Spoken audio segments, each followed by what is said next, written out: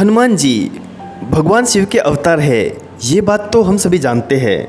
लेकिन हनुमान जी और भगवान शिव का युद्ध भी हुआ था, ये बात बहुत कम लोग जानते हैं।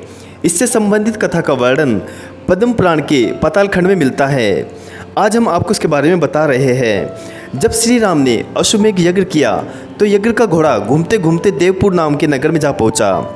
उस नगर के राजा का नाम वीरमणि था। वीरमणि भगवान शिव का परम भक्त था, इसलिए देवपुर की रक्षा स्वयं भगवान शिव करते थे। वीरमणि के पुत्र रुक्मांगद ने जब यज्ञ का घोड़ा देखा, उसे बंदी बना लिया। ये बात जब घोड़े की रक्षा कर रहे शत्रुघ्न को पता चली तो उन्होंने देवपुर पर आक्रमण करने का निश्चय किया। शत्रुघ्न और राजा वीरमणि की सेना में भयंकर युद्ध छिड़ गया। हनुमान जी भी वीरमणि की सेना का संहार करने लगे। श्री राम के भाई भरत के पुत्र पुष्कल ने जब राजा वीरमणि को घायल कर दिया तो उनकी सेना अपनी जान बचाकर भागने लगी। तब भगवान ने अपने भक्त का ये हाल देखा तो वे भी उनके पक्ष में युद्ध करने लगे। भगवान शिव को युद्ध करते देख शत्रुघ्न भी वहां आ गए। दोनों में भयंकर युद्ध होने लगा। भगवान शिव ने वीरभद्र को पुष्कल से नंदी को हनुमान जी से युद्ध करने के लिए भेजा।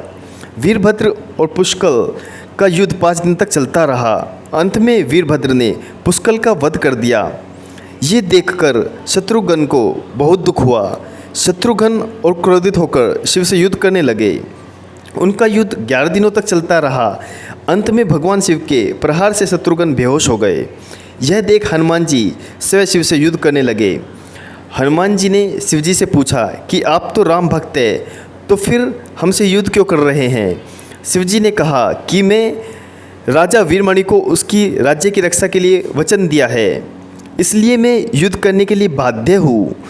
इसके बाद हनुमान जी और शिव जी के बीच भयंकर युद्ध होने लगा। हनुमान जी के पराक्रम से प्रसन्न होकर शिव जी ने उनसे वरदान मांगने को कहा। तब हनुमान जी ने कहा कि इस युद्ध में भरत के पुत्र पुष्कल मारे गए हैं और शत्रुघ्न भी बेहोश है। मैं द्रोणागिरि पर्वत पर संजीवनी औषधि लेने जा रहा हूँ, तब तक आप इनके शरीर की रक्षा कीजिए। शिव जी ने उन्हें यह वरदान दिया। इधर हनुमान जी तुरंत द्रोणागिरि पर्वत पर आए और संजीवनी औषधि लेकर पुनः युद्धभूमि में आ गए। उस औषधि से हनुमान जी ने पुष्कल को पुनः जीवित कर दिया और शत्रुघ्न को भी स्वस्थ कर दिया। शत्रुघ्न और शिवजी में फिर से युद्ध होने लगा। जब शत्रुघ्न किसी तरह शिवजी से नहीं जीत पाए तो हनुमान जी ने उनसे श्री राम को याद करने के लिए कहा। शत्रुघ्न ने ऐसा ही किया। श्री राम तुरंत युद्ध में प्रकट हो गए। श्री राम को आया देख भगवान शिव उनकी शरण में चले गए और वीरमणि आदि योद्धाओं को भी ऐसा करने को कहा।